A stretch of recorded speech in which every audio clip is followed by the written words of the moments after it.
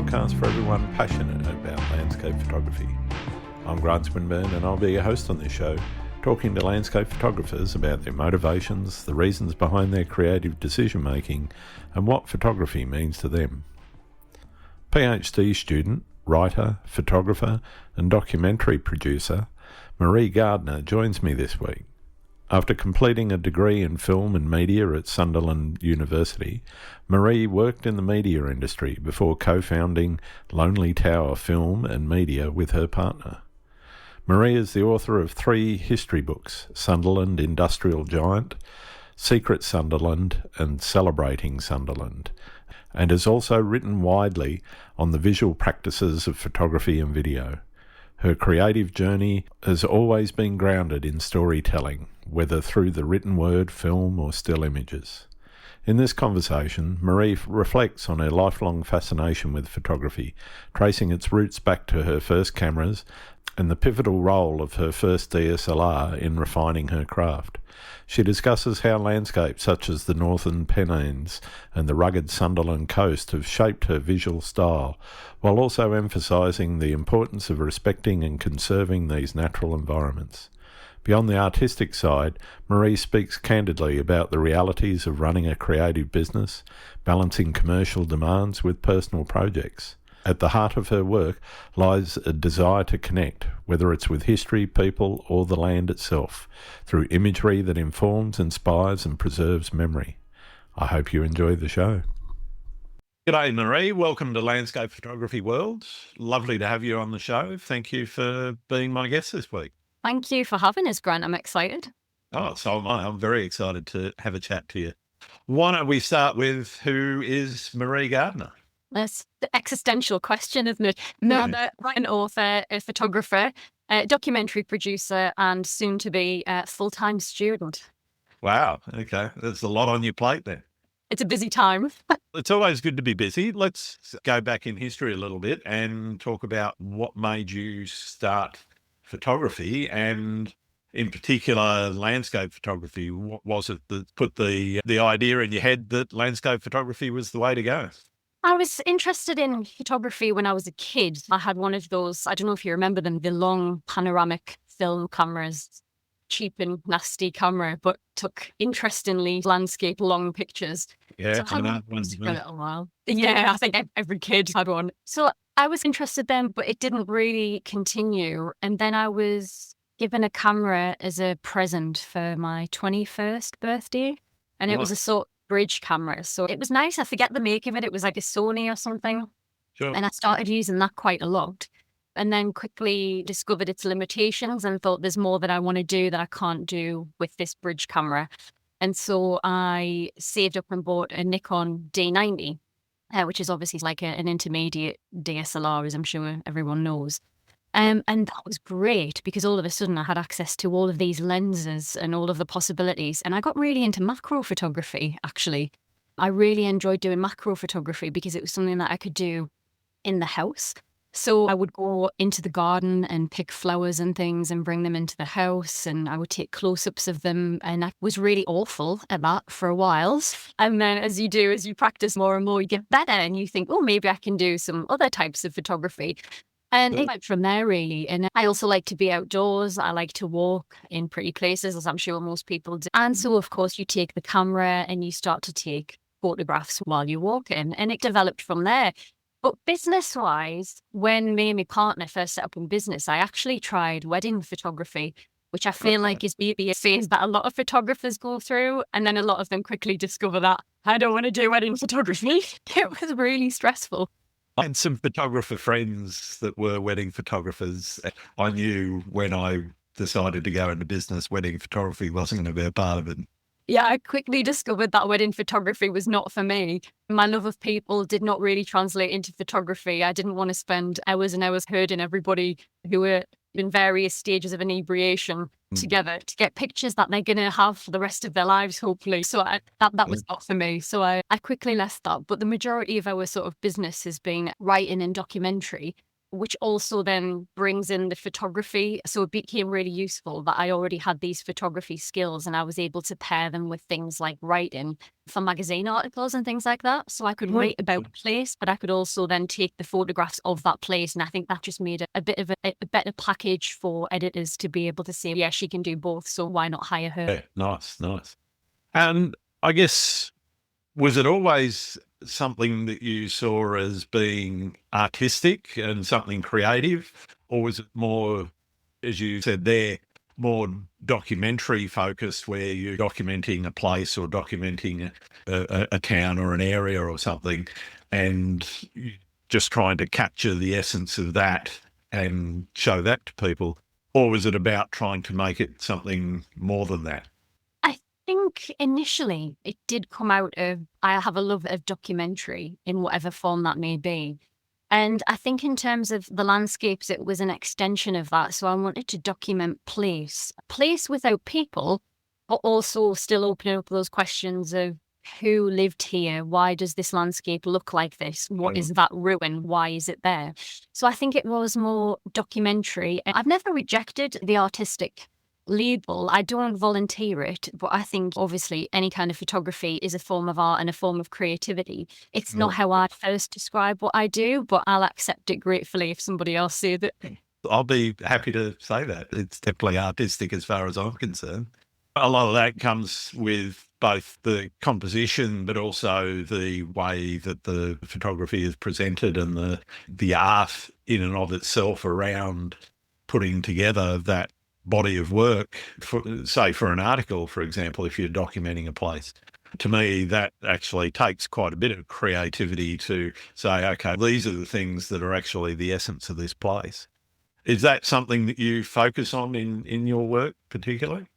I think that's what you said is spot on, because you can document something simply by taking a picture of it, but you're not necessarily being artistic with that. But then you can also document a place and you start to think about, why is this more than just a photograph of that place? This is more than something that might appear in a technical manual or an educational manual. So you start to think, for me, I start to think, what would make me like this photograph if somebody else did it? I don't particularly try and hit what I think other people will like, but I hope that if I find something that I think is unique in it, that people will also respond to that. So it starts to be, here is a landscape. How can I photograph that landscape in a way that is different? And particularly if it's a beauty spot that tons of photographers are doing, you might end up with hundreds of pictures that all look very similar, beautiful, but all very similar and indistinguishable from each other. But if you think about, how can I make this different? How can I make this me? Then I think that's when you start to get into that sort of artistic. You're thinking about the composition, you're thinking about what's different about it. So yeah, I think then it becomes more than just documentary, if that makes sense. Absolutely. Yeah. What do you think has been the greatest influence on your work? Is it a person, a place, a moment in time? What sort of things have really grabbed you by the heart and said, okay, this is something that I really am passionate about looking at? Oh, isn't that a lovely question? I'm normally like an interviewer. So hearing that question is, that's a really good question. That's going to make this thing. It's a really good question. Yeah, I think maybe unusually, I wasn't really into anybody else's photography when I started taking photographs. People would mention certain photographers and I hadn't particularly heard of them or seen their work. And so I just did what I liked. And I think you're right, because in terms of the North Pennines, which I photographed a lot because we moved out here about a decade ago, and that was what I was around the most. That did start to grab us by the heart, because I grew up by the coast and I live in Britain. We're a small island. You're never very far away from the sea. But to me, the sea has always been a place that if I'm having a bad day, it'll make it better. If I'm having a good day, it'll make it better. It's always nice to be by the sea. Absolutely. It was very different to be in an area that, if people don't know, it's a sort of mountain range, kind of hills, really. Lots of hills, big hills, lots of big open stretches, big skies. It was very different to being at the coast, because you could just find something very different in any corner that you went. It spans 3 counties, so it's quite a big area. And I think I just started to slowly fall in love with the various aspects of it. And the bit of us that loves history was interested in, there was a lot of mining up here. Now, mostly coal mining as you get further towards the coast. But then inland, a lot of lead mining, and there are still lots and lots of remnants of the lead mining industry dotted around the North Pennines, and that became a complete fascination. So as we were driving around, you would see an unusual building or you would see some headgear. And it's, wow, photographically, great. But also, why is that here? I'm interested in that. And so I think yeah, exactly. Why is this here? And so I started to, I really fell in love with it. And I think some parts of it seemed so remote that you actually start to feel a little bit like you're exploring it, like you're the first person ever to be there, which of course you're not, but you feel like that a little bit. And there's excitement in that, I think. Oh, definitely, yeah. I think anywhere where you can look at abandoned mine workings and those industrial areas, I think are absolutely fascinating, because you do have that sense of exploring it, whether or not you are, as you said, the first or the last person to see it. It is, I think the abandonment of it gives it a certain sense of adventure, because the fact that nobody works there anymore, nobody's using it anymore in the way that it was used originally, and going and looking at those sorts of places really start to make you think about the people that were there. Was it 50 years ago this happened, 100 years ago, 200, 2,000 years ago? I love a Roman ruin, for example. There's a lot of those around here as well, actually. Yeah, no, I know. I've been to the UK several times, and every time I go, I was actually up at Banbury Hill down in just into Dorset, I think. It's on the border of Dorset and Sussex, I think. And so, sorry, Hampshire, not Sussex. I don't know my counties when I get south, so that's fine.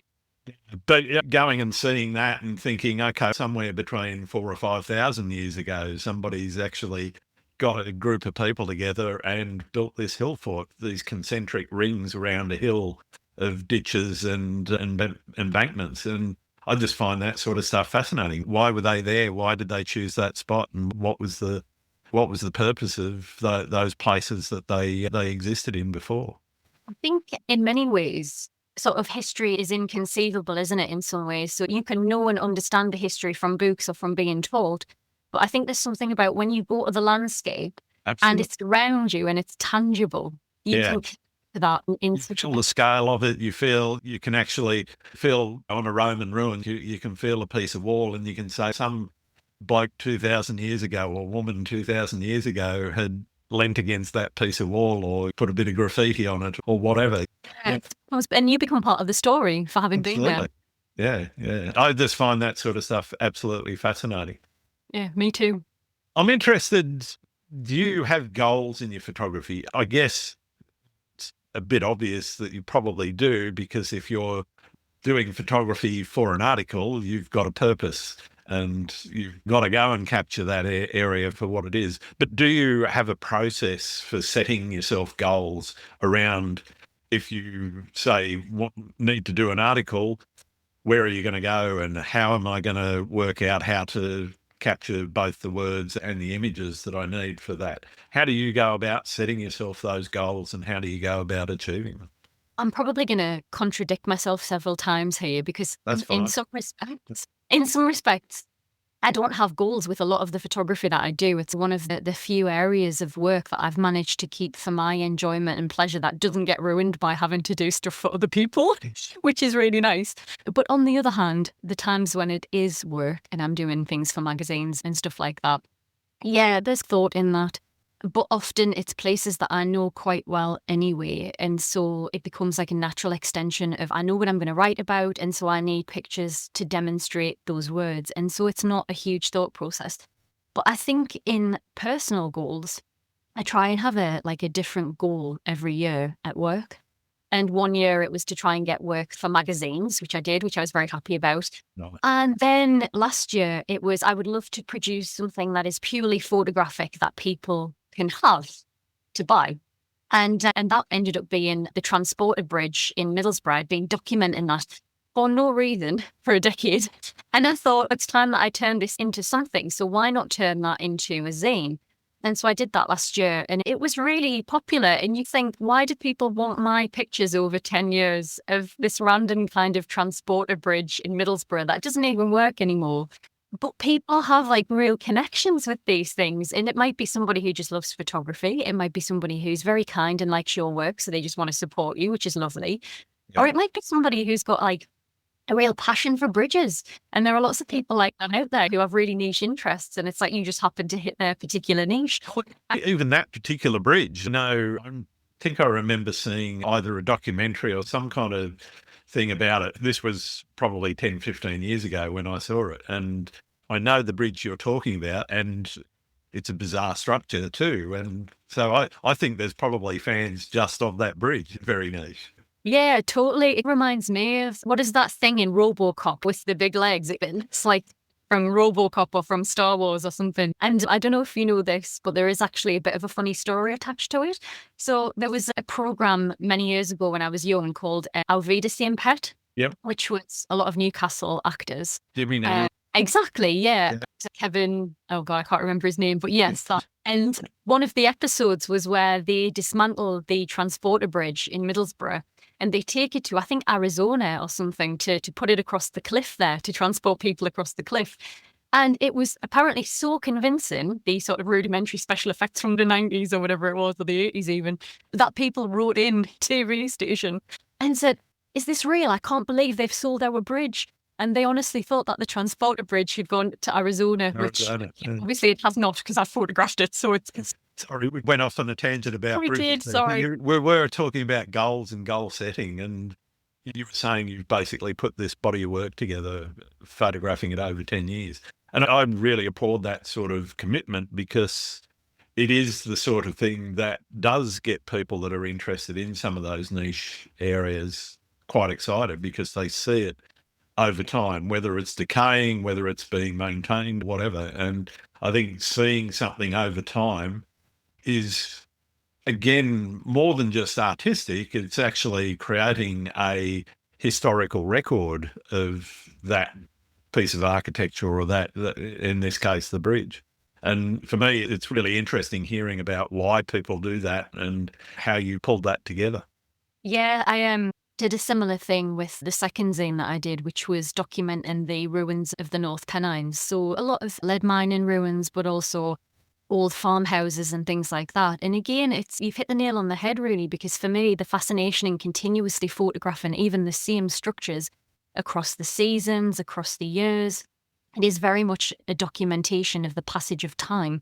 And you start to see the roofs crumble away and walls that just had cracks in them when you first started to photograph. And now the entire structure has collapsed, bigger and bigger. And there's a real fascination in that for me, and I think for other people as well. And they connect with that, which is fantastic. But again, I documented them for about 10 years and thought, I've got hundreds or thousands of pictures. What am I going to do with these? And so it became another goal, if you like, to put those together into a zine, which is how I ended up with Changing Landscapes, Ruins of the North Pennines zine that I released this year. And it all sold out in 2 weeks. So it's really funny what connects with people, because they just absolutely loved it, which is lovely. Yeah, excellent. Is the Pennines one of your favourite places, one that you keep going back to, or is it more the coast that draws you? I'm interested in, because they're quite different landscapes and quite different subject matter in those landscapes. Yeah, they really are. And I love both. I think I probably spend more time in the North Pennines because of proximity to it. The coast, it's weird because I find the coast difficult to photograph sometimes. So I like it on an atmospheric day when you've got a bit of sea fret and it's a little creepy and spooky. I find that much easier than I don't know what to do with a sunny day. Like any photograph of the beach on a sunny day, and it just all looks the same. So when it's nice weather and people say, oh, are you going to photograph the coast? It's like, no, I don't know what to do with a nice day. I like it when it's a little bit spooky. And I think with the North Pennines, you can always find an area of it.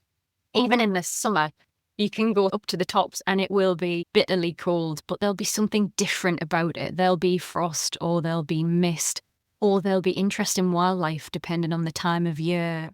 You can find, if you want a forest, you can have that. If you want a waterfall, you can have that. If you want a big expansive moor, you can have that. And I think the variety in the North Pennines really appeals. And I can spend hours either driving around to various places to try and photograph something new and interesting, or I can just walk around and take photos and not particularly think about it, but hope that maybe something has come out of them as I do it. So I think for me, the pressure is off because I don't feel like I have to take good photographs and I can just enjoy being in the moment.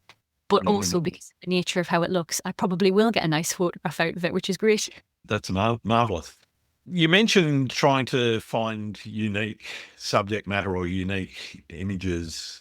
How do you go about doing that? Because, as you say, some places are very much photographed. And I know here in Sydney, trying to find a unique shot of the Opera House or the Harbour Bridge, for example, next to impossible. It is possible, but very close to not being possible. How do you go about it in areas like the Pennines, which do get a lot of photographers in? Yeah, that's another good question because it can be really difficult. And I think at first, when you photograph anywhere, you tend to photograph what everybody else has already photographed because those are the spots you've seen online. To go there, you think, The honeypot spots that way because they look beautiful. Yeah, exactly. And so everybody gravitates to those same spots, and I think that's fine. But then I think if you want to go further and you want to really get to know a place, for me personally, the very first ruins that I photographed were ones that were by the roadside, which is obvious. We would drive past, I would say, there's a house, and I would jump out and I would photograph it. But then quickly, you've got the same kinds of images again and again, and you think there must be more of these things that people haven't found yet, or not many people have found yet. And I started to get ordnance survey maps from years and years and years ago of the North Pennines, sort of ancient ordnance survey maps that had been reproduced by a local guy here who does a fantastic job, and spreading those out on the office floor and thinking, okay, there were lead workings here. Yeah. There might still be something here. And so it would become almost a game where I would mark some spots on the map and we would drive as close as possible. And then we would walk across hills and over farmers' walls and squeeze through trees and bushes. And I say we because my poor long-suffering partner comes on all of these. He's very good. So he would come with us and we would go through all of these sort of almost like comic escapades in all weathers to try and get to these new buildings. I say new, obviously crumbling buildings, but new to me. And that was like almost an addiction because if I was right and we would come out into this fantastic ruin, which would happen quite often, the thrill of that was just great. And then you would explore online and there weren't any or many other pictures of those ruins. And so you do feel like you've got something relatively unique. Nice. What does success look like in your photography? Oh, I don't know because I do photography for me. The success is if I can keep doing photography and not sicking myself of photography.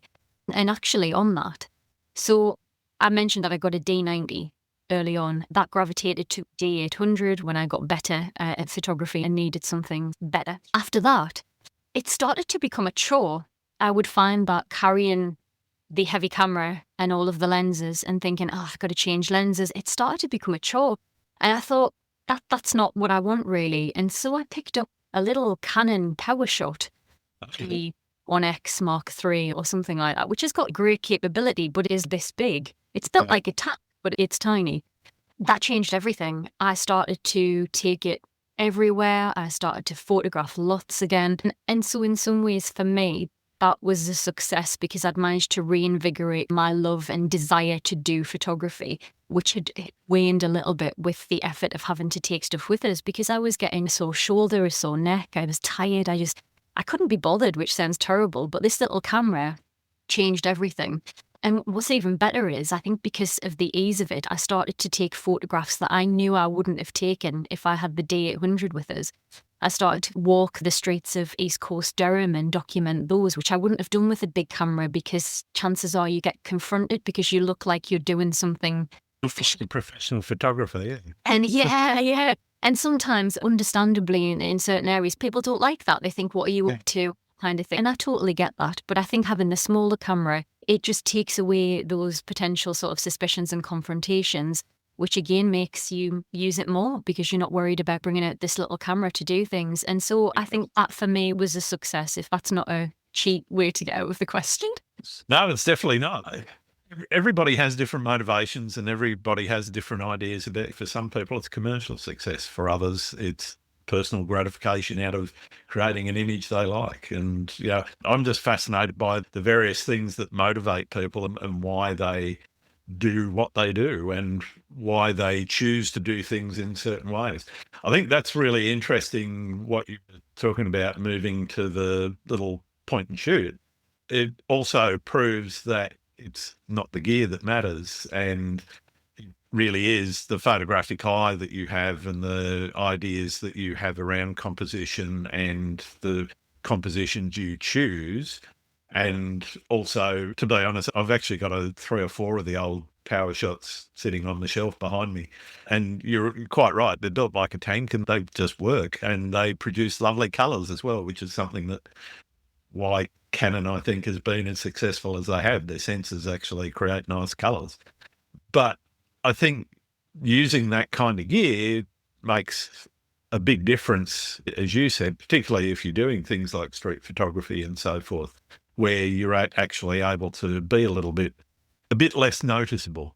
Yeah, a bit more discreet, and you're not even. I don't particularly take photographs of people, but sometimes they'll be in a shot and they can really make it in terms of adding perspective and things. But I never like to be somebody who is getting in someone's personal space. We all know those photographers, and that's not the person I want to be. No, fair enough.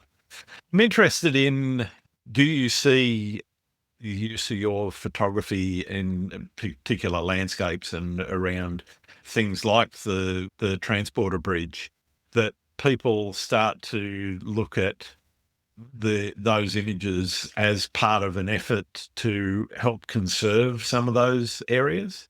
And is conservation a part of your thinking when you're creating those images? I wish they did, but I think on the whole, no, they don't see it like that. Okay. And actually, a lot of people, they don't see the appeal in it at all, which I find really interesting. So they go, oh, why would you want to photograph something so ugly, something that's decaying, something that's a blight on the landscape?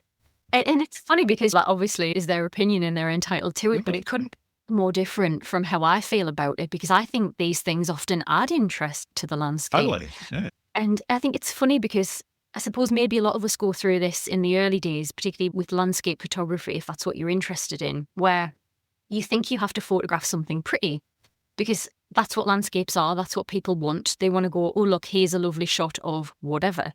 And I had a friend who got really into photography, or was trying to get really into photography, and got some lovely kit. And then he gave up on it because he said, I don't go anywhere pretty, so there's no point. And I thought, that it's a valid point, because I think you can get caught up in that when you very first start. And I do think that's something that maybe you have to push past and say landscape photography doesn't necessarily have to be pretty. And I think if you can find the beauty in other things, if that doesn't sound a bit like a Hallmark card, if you can find the beauty in those things, you can make something that's really appealing to a lot of people and also really unappealing to a lot of people. Yeah, it can be polarizing. I've got to admit, I really do admire people that can take images of like a supermarket car park or a service station and make it actually look beautiful in its own way. It's not necessarily a beautiful object, but an upturned shopping cart in a car park or a skip bin behind a row of shops or something. But in its own way, the colours, the shapes, the lights, the play of light and the shadows and that sort of thing can actually make it not just technically a nice photo, but also a beautiful photo in its own way. And I just find it's not something that I personally feel I can do well, or well enough that I want to show people some of those. It's not to say I haven't tried. They're just not my thing. I'd much rather be at a seascape or a waterfall or a mountain range or something like that. That's more me. But I know what you mean, though. Those places, they do have appeal. And I think it's because we know those places and we understand those places because we all go to those places regularly. Like you say, it's the supermarket car park, it's the petrol station, it's whatever. It's this everyday life. But the way some people photograph them, they become this sort of almost ethereal, like liminal space, particularly when they don't have people in them. That's really appealing to me. Places that are normally full and busy with people and very transient, like service stations, that kind of thing. But then to see them without people, there's I don't know, an almost post-apocalyptic kind of edge to that. It's really I get it. I think it's really, I personally think it's really hard to make that make good photography in that. And it is certainly for me anyway, something that I see as very much a challenge. I was talking to Marcus Bell a few weeks ago on the podcast, and he has a series that he took in the United Arab Emirates of street signs in the desert. So you just see this flat sort of desert horizon with sand. You might see a strip of asphalt with some markings on the road and an Arabic stop sign saying stop in Arabic, or a speed limit sign or something. And that's it. That's the entire shot. Crystal blue sky, sand, bit of road, and a stick with a sign. Yeah, that is Being able to actually see that in the first instance and then compose that and put it together just blew my mind a little bit, because it is something that looks completely. He said on the podcast that when he went out, he was with somebody else, and they were saying, "Why are you taking photos of that?" Yeah, I get that a lot, actually. I must take photos of things that people think are a bit weird. Because somebody will come over and they're looking to see if, I don't know, if there's like some kind of unusual bird on the thing that I'm taking or something. And it's like, nope, I'm just taking a picture of this kind of random sign or this petrol station or whatever. But I do think that there's real appeal in that. And it's people in place, isn't it? The people don't necessarily have to be there, but it's the signs that people have been there. They have altered this landscape in some way, whether that's a sign in the desert, so you've got this beautiful landscape, and then a sign of obviously habitation there, or whether you've got a crumbling ruin in the North Pennines, so this gorgeous sort of almost barren landscape, and then there's just a really big farmhouse there in a state of decay, and you just think people have been here. Why, how, when? And that for me is just fantastic. Yeah. What is it that I guess keeps driving you to continue along those lines? Obviously, it's something that you're passionate about, but for me, to keep going back to the same sort of area takes more than just a passion for something that you love. That is definitely a part of it. What are the things that you are saying or the voices in your head saying, you haven't finished doing this? What are the things that keep you going and keep you getting back to that same spot? I feel like, I hope anyway, that I will never get tired of doing that. Who knows, I might. I think the driving force at the moment, and it still feels like it hasn't been a very long time. It's been a decade and it still feels like it hasn't been a very long time, which is great because I'm still very keen to do it. But I think going in different seasons is a real appeal. So if I was going in the same weather, the same season all of the time, that would quickly lose its appeal for me. Sure. But if you can get up to the same places that you went to in the summer, if you can get there in the winter when there's snow on the ground, it's a very different place and it's a very different photograph that you'll end up with. And then also, I guess, still the adventure and the exploration. So even if you go back to the same place, you're still finding different stories there. And for example, there's a ruin up on the North Pennines, Hunstonworth Moor, this huge open great ruin. And I'd been up there many times before and I'd photographed it many times, and it's a great walk, so that's a reason to go. And it's also a huge structure, so it's really nice to photograph. But one time I went up there and there were two other men up there on a walk, and one of them was chatting to me and said, "Did you know there was a murder here in the 1800s? And I said, "No." And he told us the bare bones of the story, and I went away and immediately started researching this and found out that a family called the Snowball family had lived there. It was a farmhouse, and one time it would have been on the Lead Road, as they called it, the main road to Newcastle. Now, of course, it just looks like it's in the middle of nowhere, but it would have been on a very busy track once upon a time. And it was about, I think it was 1880, the son of the owner of the house. The owner was John Snowball, the son was Robert Snowball. Robert went out to visit some friends and never came back. So Jane, the housekeeper, goes out the next morning and finds Robert dead in the byre, presumably from the hammer that's lying next to him. He's got a head wound. And this is all true. This is all completely documented. There are court cases online and everything. And long story short, the investigation gets bungled. And even though the housekeeper is arrested because her and the dad are the only suspects, she is eventually acquitted of this. And so they never find or convict the person who killed Robert Snowball. And it's things like that. So I ended up writing an article for a magazine about this story many years later. And it's things like I would never have known that if I hadn't gone back to the house that time and the guy hadn't spoken to us. We went up another time and it was just after Halloween. And obviously the kids had been up there because it's a great spooky place for kids to go. And there were things that kind of dotted around. Not that I think people should litter the landscape, but there was like a little creepy doll and some fireworks that they'd left behind. So it was just evidence of people having been there that then became part of the house's story, which again just really appeals to me. It's a different aspect every time. Yeah, nice. Talking about running a business. Now, I know it's not purely a photography business, but running a business and with a partner, you've got to wear a lot of hats. You've maybe the CEO, or your partner might be. I don't want to start a fight with who the boss is, but I'm quite sure it's you. Someone's the CFO, someone's the chief marketing officer, somebody's the person that's actually putting together all the creative pieces in your circumstance. And I guess being able to share the load makes it a lot easier, but you've still got to wear a lot of hats. How do you balance all of those along with the rest of your life? Yeah, that's another good question. I think the only way to run a business is to wear a lot of hats. I often get people asking, how do you manage to make a living in a creative industry? Because it's very difficult. And I tell them it's by not just doing one thing. So luckily, me and Mark, my partner, it's just the two of us who run our business. And we had very similar skill sets when we met, which was very useful.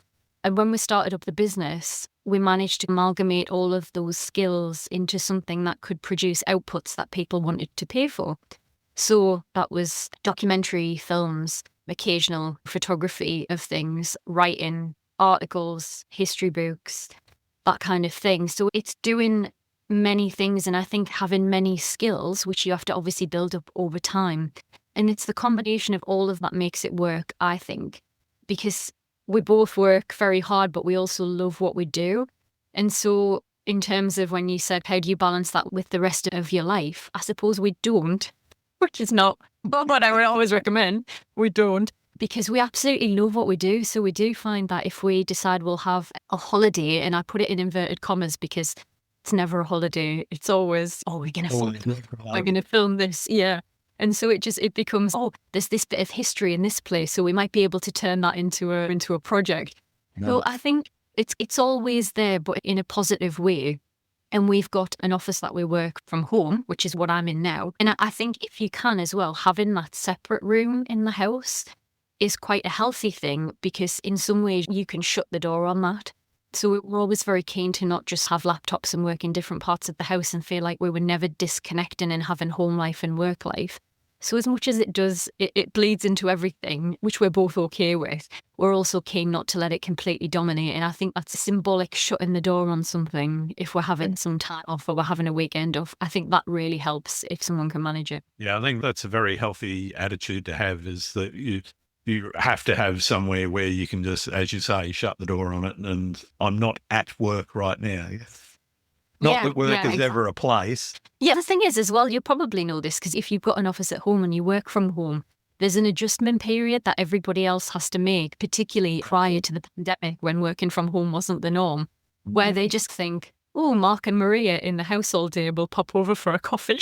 That's lovely, but also we've still got to be disciplined with our work time. And again, I think that's important. You should be flexible, and you should be kind to yourself, and you should take opportunities when you can get them. If it's a sunny day and you can afford to, have that day off. Take your time while you can get it. And I think you also need to be disciplined. People will say things like, it must be great to roll out of bed in your pajamas and start work. And I think if I did that, again, for me, the separation between home and work wouldn't be there. So we make the get up at the same time, have a shower, get dressed in proper clothes rather than pajamas, and have it a time when we work and a time when we stop work as much as we can. And I think that creates a healthy balance, I hope. Yeah, absolutely. You mentioned the documentary making, and I'm interested in how either the documentary making has influenced your photography or the photography has influenced your documentary making. Which way does it go? And it probably runs both ways. It does run both ways, because I was doing photography, obviously, long before we started business. We'd both worked in radio, so we both had a lot of audio experience, which obviously the audio the video, which came in a bit later, and the photography, they're all in the same orbit, aren't they, in terms of things that creative people are doing. And I think, yeah, I was able to bring my kind of knowledge and expertise of shots that would look pleasing to things. And Mark had very specific ideas of what he wanted to do. And at first, we thought we'd be making commercial stuff. We thought that's where the money would be. We'd be doing soulless commercial work and documentaries, historical documentaries, which is what we wanted to do. We thought that would end up being like a more of a passive thing or a hobby. And thankfully, it turned out not to be like that at all. So we were able to initially make some things, because we believe in show, not tell. So you've got to show people what it is you can do. And I think people don't always know that they want something till they see it, and then they go, yes, I want that. So we started to put together some really, Mark cringes at them now, it's progression, some really rough little documentary. And we were able to get a little bit of interest in that. And then we started to make contacts and be introduced to people. And by contacts, I just mean local history groups and really lovely people who were doing a lot of hard work on the ground to promote and share their local history. And without those people, I don't think we would be able to be in business, because they're so passionate that they put so much effort in to do things like to get funding to make a documentary, which we're then able to do for them, which becomes legacy for their project. So just as a quick example, at the moment, we're making 2 documentaries. One is on John Walker from Stockton, who was the inventor of the friction match, the strikeable match. He was the inventor of that, which is so interesting. And another one that we're making is a group in County Durham came across 3 diaries from a lad who'd lived in their village in sort of 1912, 1913, 1914, just prior to the First World War. And those diaries are a lovely little snapshot of life in the village at that time. And so we're making a documentary on that as well. And so these sort of interesting projects kept coming up. And we kept obviously expanding our knowledge and our expertise, and hopefully have always been improving. So yeah, I think it was a mix of both. We had some initial skills and knowledge that we were able to apply to the work we were doing. But then in doing the work, it ends up informing things like, if I'm documenting just photographing now, I'll be thinking along lines of, how would I be doing this if I was filming it? What is going to be the interest in this in the same way? Yeah, I think they bounce off each other. Yeah. Do you do much, I guess, video work when you're out doing photography, or is it more just, this is a photography trip and that's what I'm doing now, so I don't do the video along with it? Yeah, I don't really. It's funny. Really, Mark is the videographer, even though we'll often be out with 2 cameras if we're doing documentary stuff. And I'm quite happy to run one of the cameras and things. Yeah. But I've no real interest in videography. Mark is as delighted at editing together a video as I am at editing together a series of pictures. He's awful at taking photographs, which is really funny. He will take a terrible photograph. Yeah. I'm really awful at video. If I try and like handhold video or something, the horizon line's off and it's wobbly. And so it's really funny that we're both not really that good at what the other person is good at. But in competition, like, it works really well. So I tend not to do any videography when I'm out and about, because frankly, I'm pretty awful at it. It's not nice to have complementary skill sets so that you're not treading on one another's toes, if nothing else. Yeah, definitely. And a lot of people say, oh, how do you work together? Is it ever competitive? And honestly, it's not really. Mark's incredibly supportive of anything that I do, and I hope vice versa. And we try and build each other up and help each other where we can. And we're often getting each other work as well. I suppose I'm often getting work that then Mark has to do. It's slightly unbalanced. But yeah, we try and build each other up. And I think those skills being complementary, but each of us being good at our particular thing, helps the whole thing to work well. Nice. Have you got a story from in the field where, and I'm talking photography now, where things didn't go quite as planned, but something unforgettable still happened? Nothing completely outstanding, because I think stuff always goes wrong, and you have to get into the mindset of either not pre-planning what you think might happen and being a little bit more relaxed about it, which I think helps. Or if something does go wrong, you've got to roll with those punches and adapt. You can't think if something is a failure, because you're just never going to get anything out of it if you think of it as a failure. You can think of it as a learn for next time. So stuff happens and you think, okay, now I know I wouldn't do it this way. And that's fine. I think in terms of stories from the field, because I'm often in places where there aren't any people, the biggest sort of unexpected thing is normally animals. Yeah. So sheep, who are just the cutest and most docile of creatures, can scare the absolute bejesus out of you if you are in the middle of nowhere and you look into a ruined house and this little face pops out. That's always fun. And there's been numerous times when there have been a herd of cows with new calves. And cows are very nice and very placid, but of course you have to be careful not to get in between a mother and a calf because the whole herd can trample you. So if there's also a bull in the field, there's some added jeopardy there. And there have been many times when I've had to go the long way around something because the bull is slowly circling where you are. And you just think, I don't want to get involved in this. I just want to stay away from you. So it's normally the animals, but I've also fallen over comically quite a lot of times, whether it's climbing a wall, walking across wet grass, walking across snow. I've fallen over a lot of times. I think if anybody was documenting me, documenting the North Pennines, it would turn into more of a comedy. Fantastic. It's one moment in your photography where you truly felt awe, like the landscape reminded you of how small we are in the grand scheme of things. All the time. All the time. It's never not on my mind when I go out, particularly the North Pennines, particularly because you've got these wide open spaces where you can not see another person for miles. You've got big skies and you just think, wow.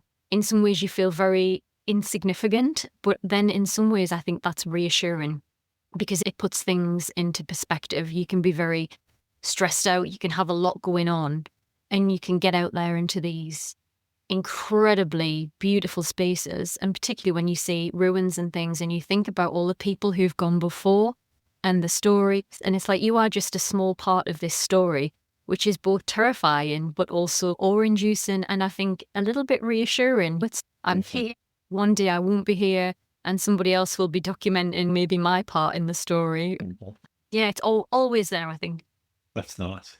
What do you think photography has taught you about nature? Ooh, that is a good question. I think people sometimes don't respect it like they should.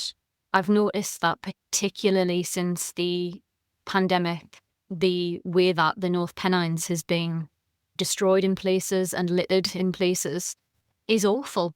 There were the real beauty spots that people discovered during the pandemic when they couldn't go abroad.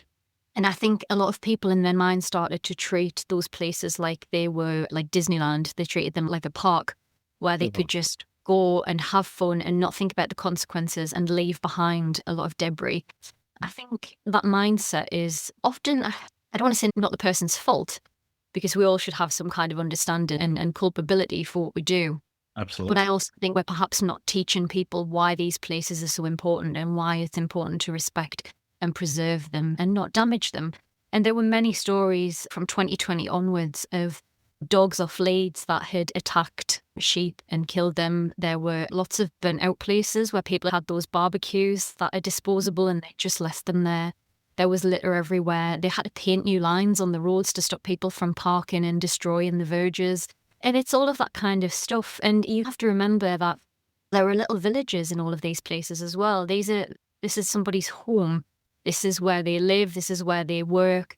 You can't just go in there and trample all over that. It's not nice. And so I think, unfortunately, in some ways, seeing the change from pre-pandemic to now has taught us that I think we need to be, I say we, as photographers as well, I suppose, there's kind of a responsibility there to document what we're doing in a responsible way and to educate people about the places so that they feel an ownership of them, which I think would help them want to protect them more than if it's like a space that's an other, somewhere that I just go and have fun and come away from. I think if you can connect with that place and you can respect that place, then you are much more likely to want to be part of the people who take care of that place.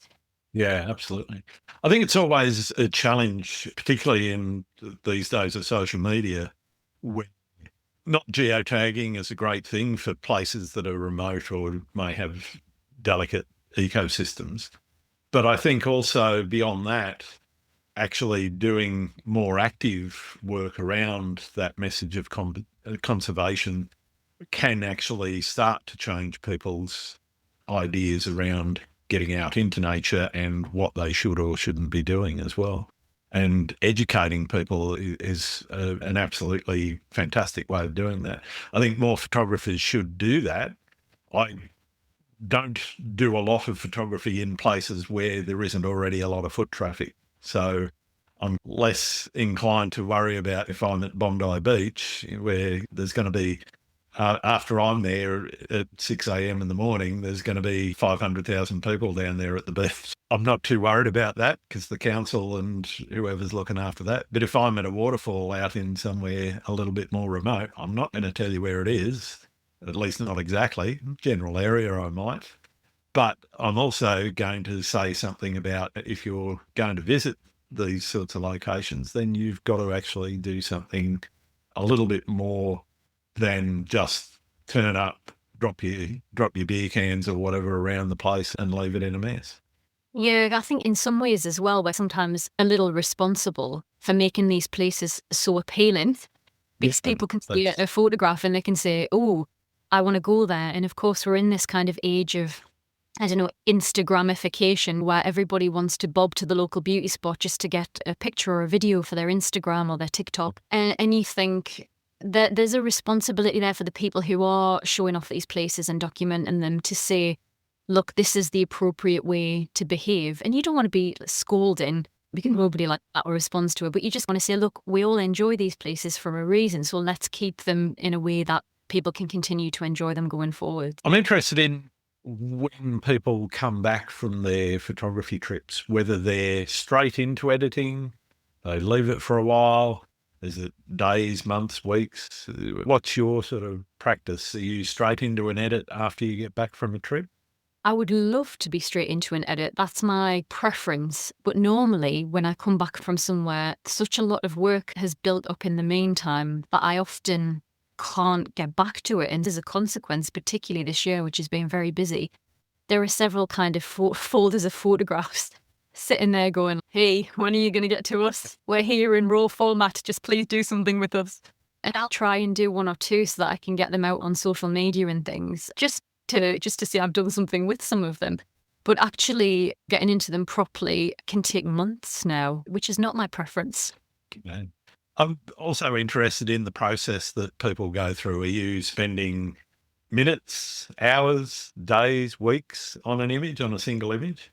My process has changed, as I'm sure a lot of photographers has over time. In early days, you tend to go a little bit over the top. Or I did in editing. Oh, I can do all of this stuff and there's filters and oh wow, I can make this color. There's a slider, I should move it. Exactly. And I think part of the process of maturing as a photographer can often be realising that less is more. And you do end up, you dial it back. And I think for me, I use a really ancient version of Adobe Camera Raw with Adobe Photoshop. And those are what I use. And really ancient, you're talking from like 2017 or something. And I do very little now. And part of that is actually what you touched on earlier. The Canon PowerShot has such a beautiful tonality to it. Even in its raw format, it's those lovely Kodak warm films. It's like that. And so actually very little needs to be done with that. So of course there are tweaks that I'll make. The colour profile obviously needs a little bit of adjustment. But then it's more about just bringing out what's there rather than when crazy like I might have done 20 years ago. So it sounds like fairly quick then. It is really quick these days, yeah. I'm just whacking in the raw photograph. I nearly said footage. I've got Mark brain today. Whacking in the raw photograph, changing the colour profile, making a couple of sort of minor adjustments, exporting it as a JPEG, and then I tend to save 3 versions of it. I save the JPEG version at full size, and then I'll save it with a white border around, and then I resize that image, the bordered image, to 1700 pixels wide, and that's the one that goes on social media. And I've had a couple of comments in the past from guys on social media who go, oh, you've added a white border, now it's fine art. And it's no, it just means that you can use the same image across all of the social media channels, which all, obviously, as you will know, have different kind of ways of displaying. And it looks okay. Whereas if you just upload it without, you can lose sections in when it crops for preview. So it really is just a functionality thing. But you get people who think that because you've put a border around it, you're trying to claim it's fine art. I think that's hilarious.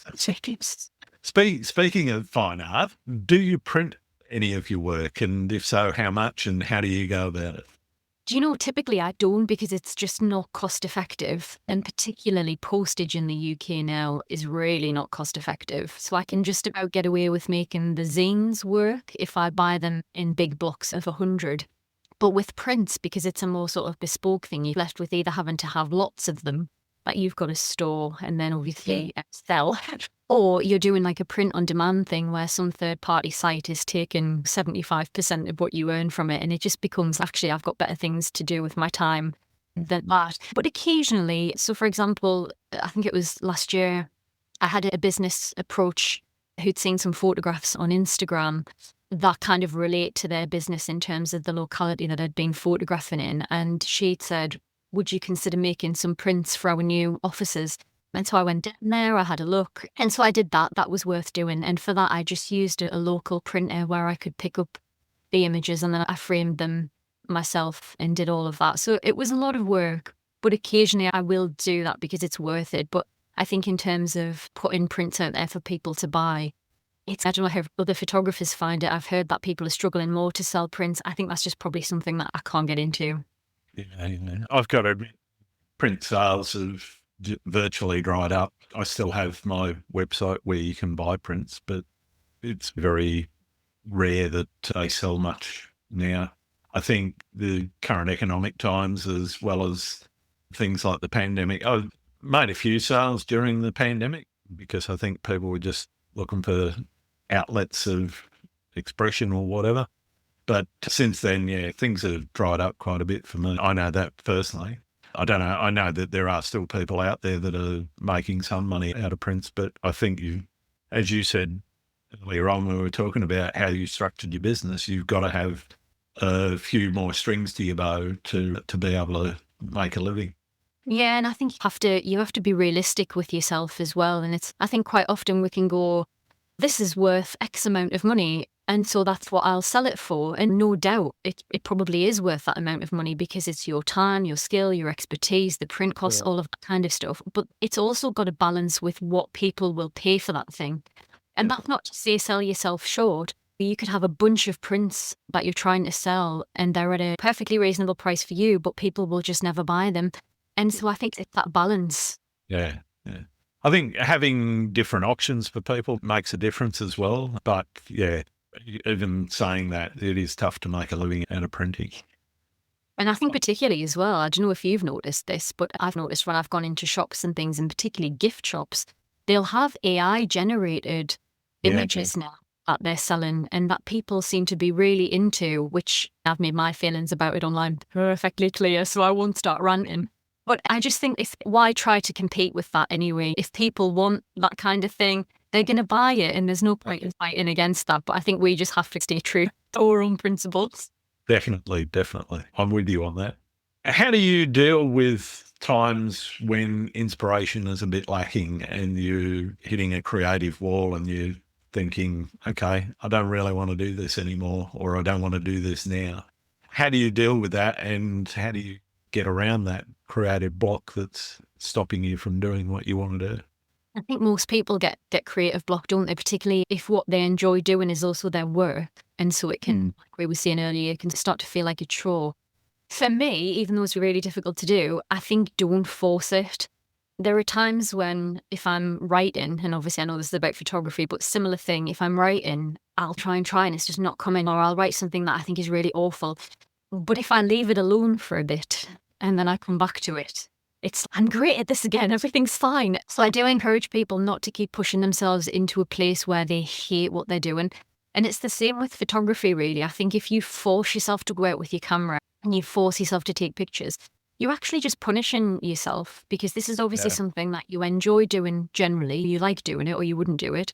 And you've just got to give yourself, I think, that space to get back into it again. And that might be approaching it eventually, like in a new way. Like I was saying, I got a bit like that when I had the D800 and it became too much of a chore. And then I got the Canon PowerShot and that changed things. And so I think sometimes like an adjustment like that can really help. And I suppose it's just whatever it is that has robbed you of your love of it temporarily, have confidence that it'll come back. Yeah. That's fantastic advice. I love it. Speaking of advice, What's the best piece of advice you've ever got, and or the worst piece of advice you've ever got?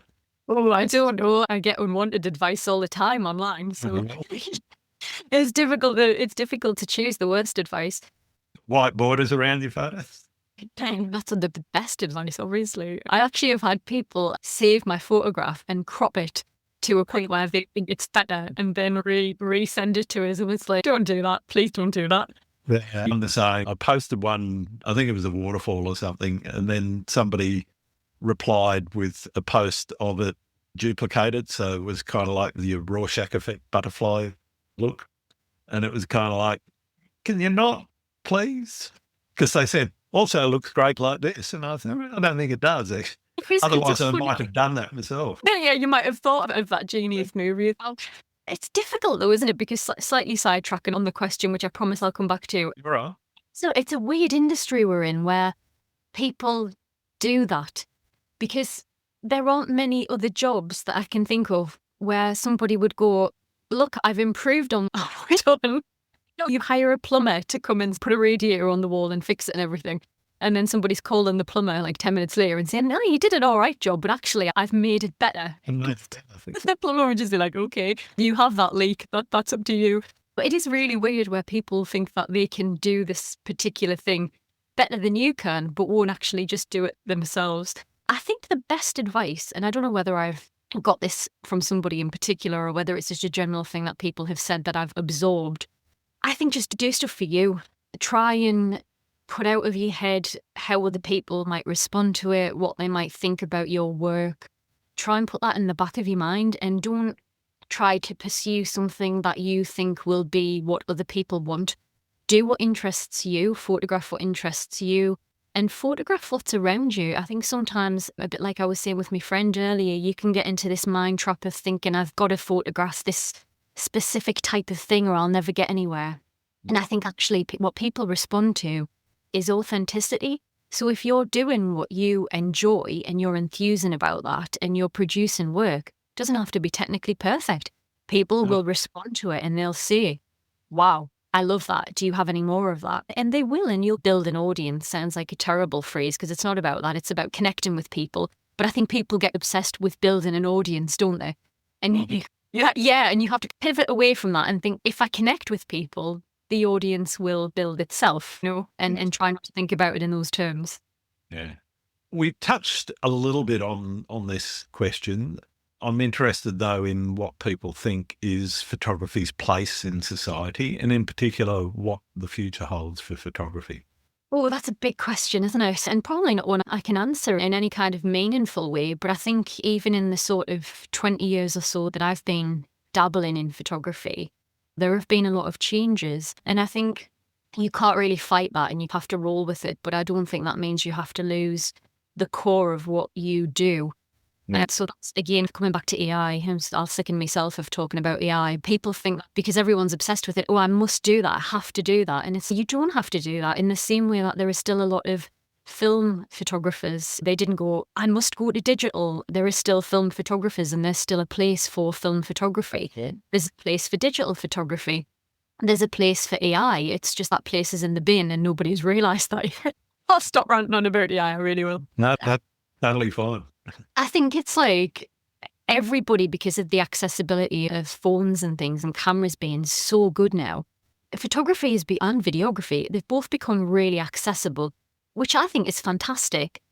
But it also makes it sometimes harder to cut through the noise. And so that, again, is why I think if you can find your particular weird little niche, like the transporter bridge, like crumbling ruins in the North Pennines, which other people might be doing, but perhaps you're doing them in a slightly different way. If you can find that niche, I think that's golden, because people are always going to respond to that. And they're always going to want to see more of whatever it is you're doing. But I think if you try and chase trends, you're just going to be firefighting for kind of the rest of your career, because you're always going to be bouncing to that, whatever that next thing is that TikTok tells you should be doing.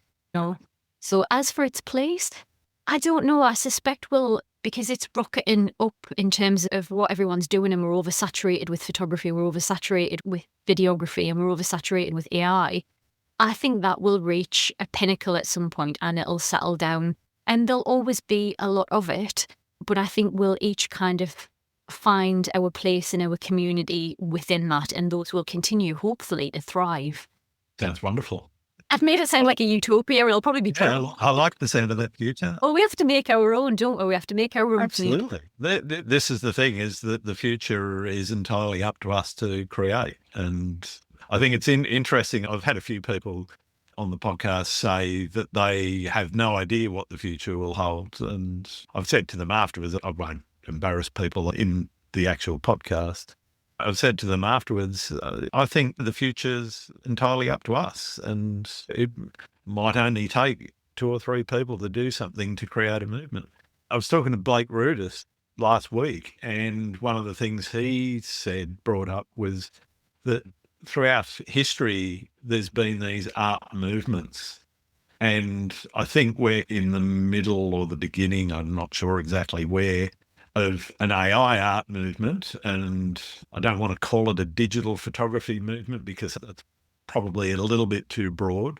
But I think those art movements in history have lasted between, some of them only 5 or 10 years, others for a few decades. And I think photography, and landscape photography in particular, will find its own niche. And one of the key things there is that whilst anyone can actually type in, show me a lovely picture of a decaying house on the Pennines, and have an AI produce, that's not the same as actually going to the Pennines with your camera and recording what is actually there. One is a vicarious pursuit, which is fine if you can't get to the Pennines and you want a picture of the Pennines, a decaying house in the Pennines. But if you have access to go there, bloody well go there, take your camera. And I think that's what I mean about people having the ability to create their own future for photography. Yeah, I do think it will find its balance. And you're right. I think that there is nothing that compares to going out there and actually doing that. And to reproduce that in an artificial sense sucks the soul out of what somebody might be trying to do with that. But I think also the landscape that you photograph, it's real and it has its story for decades, for hundreds of years, for thousands of years. All of these stories that make up the landscape that you see in front of you. And somebody who has generated an artificial image of a landscape, that is, even if it's meant to be a representation of a real one, it's not. And so it has no story and it has no context. And I think for that reason, most of us just would not connect with that type of image. Absolutely. What's your favourite thing about being a photographer? Interacting with male photographers online, of course. No, I'm not only kidding. Most people are really nice. It is interesting because it is obviously still like really a male-dominated field.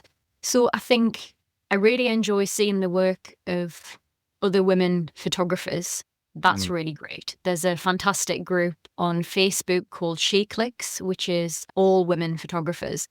And that's some really amazing work coming out of there. So I think things like that are great. Personally, for me, I think it's just being able to get what is inside my head to somebody else. So I'll have a very particular idea sometimes of when I'm out in the landscape of this is how I see this and this is how I want other people to see this. And for me, if I can make that happen, that's like magic. If somebody responds to that and they're like, wow, I've never seen this presented in this way, or wow, that's really different and I love that. That's magic to me. That is, I've managed to take what is in my head and make it something that other people can appreciate as well. And in some ways, that's also similar with the writing. You're taking something that's inside kind of your mind and you're putting it in such a form that other people can consume and enjoy it. And I think, again, that connection, that's the goal for me, I think. Fantastic. What about your least favourite thing about being a photographer? Oh, unsolicited advice, probably. When I used to take a lot of kit somewhere with us, when you look like a professional, when you've got a big camera and lenses, you become a magnet for people who want to talk at you rather than to you sometimes. I love when people come and talk to us. That's great. I can talk all day long. I'm so sociable. I love to chat to people. But there's something about photography kit that attracts sometimes the wrong kind of people. And I noticed that by switching to my teeny tiny camera, I don't get that anymore and it's brilliant. But when Mark goes out with He's got, for sort of stealthier work, he's got a Lumix camera which actually films to the same standard as the Blackmagic, which is our kind of primary camera. And so the raw footage is easy to mix and match because they look very similar. So he'll take that out and it's got all sorts of things bolted onto it because it's obviously there for filming rather than photography. Good. But he's become a magnet for photographers. So it's, haha, it's your turn now. So he gets that. So probably that's maybe my least favourite part of photography. But to keep it in proportion, that is a very small part. It doesn't happen that often, but sometimes it can be disproportionately annoying. Yeah, it's almost always the one or two negative comments or the one or two annoying things that stand out. Yeah, it's also when I get this in all walks of what I do, and Mark gets it to an extent as well, but I think me maybe a little bit more, where somebody will say, oh, you should have done this. Or you'll something like a photograph, or you'll have produced something like an article or a book. And they'll say, I can't believe you didn't do insert whatever their particular niche is here. You should have done this. And my response to that is always like, that sounds like a great idea. You know what? Why don't you do it? And they go, no, I could never do that. And I think if you're in a position where you feel like you can offer advice to the person who has done it, you maybe should have a little try at doing it yourself. Absolutely. What do you like to do when you're not doing photography or videography or writing articles? Oh, I'm terrible because the hobbies are also the work. So I just really love to take the camera, take photographs, even if for absolutely no reason. Yeah, so I'm really bad at that. I like reading as well. I like to learn. I've got a very sort of busy mind that always likes to be doing things. I'm not very good at sitting still. And so something that I've been doing over the last 4 years is learning German on Duolingo, which I got to try out for the first time actually this month. Yes, it was earlier this month. We went to Germany for the first time since I've been learning German. And I was able to have some, I'm sure terrible on my part, but very basic sort of conversations and make myself understood, which was incredibly satisfying. I love to be able to learn and to do things. So I'm normally either reading or staring at my phone, which people probably think is very ignorant, but no, I'm learning. I'm actually learning. Yeah. I guess probably just that and also walking when I can manage it now. I like to get out into the fresh air, clear my head and be in the countryside, even if I don't have a camera with us. Lovely. Are there any photographers that I need to be talking to on the podcast? You've done a lot of them, which is fantastic. So I'm not sure if I'm going to mention anybody who you might have already spoken to. But Sophie Carr is an amazing photographer who does... Sorry, Grant, I had a hair in my mouth. Can we start that bit again if that's all right? Yeah, that's fine. So I don't know whether you've already spoken to these people because you've done a lot of podcasts, which is fantastic. But Sophie Carr, who I know from social media, does a lot of amazing landscape photography, including phenomenal shots of Iceland, and is really demonstrative of that thing we were talking about of lots of people go to Iceland and make fantastic photographs. But Sophie is getting off the beaten track and she is taking photographs of things that people aren't getting. She has a really unique perspective on it. I had Sophie on the show. Great. Of course you have. She's fantastic. Why wouldn't you? She's marvellous. Had a lot of fun talking to her. Yeah, she seems like a really nice person. I've got a lot of time for Sophie. She's lovely. Have you had David Main on the show? No, I haven't had David. I've seen David, him, haven't managed to get hold of him yet. David, I know in person now. There's this small group of us. I organised a meet-up a couple of years ago from people who knew each other on Twitter, even though none of us are actually on Twitter anymore. We've stayed friends and we meet up regularly in the various places where each of us live. So they come to Durham sometimes. We've been down to Bradford, where Sean, one of the photographers, live. And recently we went down to Cardiff, where David's based. Nice. So David does like a lot of fantastic documentation of South Wales and the west of England in black and white, and I think his stuff is really evocative. And he's also just a really nice guy. And another photographer who I must mention is Andrew Jackson, who, I don't know if you've had him on the show already. So he's a British photographer, but he's now based in Montreal in Canada. And his photography kind of describes it as sitting between documentary and art. But the thing with Andrew as well, he's documenting communities in a beautiful way. But his writing that goes alongside those is equally beautiful. He's just got such a caring, warm, empathetic style that immediately comes across. And I think for me, the thing that really puts me off a lot of documentary photography is how exploitative it can be. And how even when you're documenting difficult subjects and difficult situations, and that might be poverty, it might be trauma, it might be whatever, I still think you can do that in a way that lifts the person or the people up and is a reflection of their story, not through your eyes what you have preconceived and want to tell. And I think, unfortunately, there is a lot of that in documentary photography, and it feels very exploitative to me. But Andrew and David, who are documenting, are the complete opposite of that. Their work has warmth and it uplifts the people and places that they photograph. And I think that's really important in documentary photography. Oh, fantastic. Thank you very much for that. I've got one more question for you, and it's the one that I've been asking since the beginning of the podcast, and I know a lot of people hang on right to the end to hear this question. Do you like pineapple on pizza? No, I think you should be thrown into jail for the rest of your life if you have pineapple on pizza. Do you know that is actually one of the ways that me and Mark first connected, which is really funny. We worked together for another company, which is how we met. And they were having a pizza date, and he hadn't got into work yet. And I sent him a message saying that they're having pizza today. What would you like? And I sent him something like, you don't want ham and pineapple, do you? And he replied with, no, that's an absolute crime. And I knew we were going to be perfect together at that point, because ham and pineapple is a crime. It should not be on a pizza. And if anybody had it should, you should delete their podcast immediately. I'd have to delete the majority of my podcasts because, unfortunately, yeah, I think it was I did a count for the 200th episode, and I think it was roughly 55% positive and 46 negative. So that's outrageous. There's obviously something that is deeply broken in a lot of landscapes. Really? Wait, do you like pineapple on pizza? I'll eat it if it's there, but I don't order it. But I'm not a fussy pizza either. You've redeemed yourself slightly by saying that. My favourite is actually just I guess the classic Napoli with some buffalo mozzarella, some basil and the tomato. That's it. Just the cheese. Lovely. Yeah, keep it simple. Keep it simple. That's probably my favourite. I don't mind one with a bit of meat on it, but I don't have to have meat on it to make it exciting. My other half, Mark, really likes blue cheese on a pizza, which could a matter of divorce, because I don't mind blue cheese, but when it heats up and it smells, it's the worst thing ever. And if we go to somewhere in Europe, quite often they'll have gorgonzola on a pizza, which they don't usually do in the UK.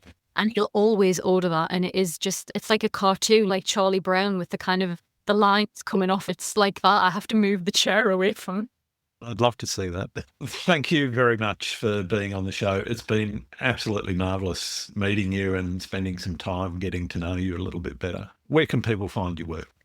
Thank you for having us on the show. It's been really fun. And if people would like to know more, I'm pretty much Marie Gardner with an I, Gardiner, on everything. So website is mariegardner.co.uk and Marie Gardner on Blue Sky. I boycott Twitter, but yeah, apart from that. I'm with you there. Solidarity. I got off Twitter as soon as the Nazi salute got thrown. Yeah. That did it for me. Sorry. Not going to support that. Anyway. Thanks very much, Marie. Thank you. Have you ever had a place that's so close to your heart that you want to go back and photograph again and again? Comment below and let us know where that is. Thanks again for listening to Landscape Photography World. I hope you enjoyed the show, and keep listening because I'll be joined by some great guests in upcoming episodes. You can find my work in this podcast at gruntswinburnphotography.com. Pardon me. You can find my work in this podcast at having a mare right now. You can find my work in this podcast at gruntswinburnphotography.com, along with prints and photography gear. I'm also on Vero, Photo, YouTube, Instagram, and Facebook. Don't forget to comment and subscribe because it really helps us get the podcast out there. I'm Grant Swinburne. Hope to see you out shooting soon.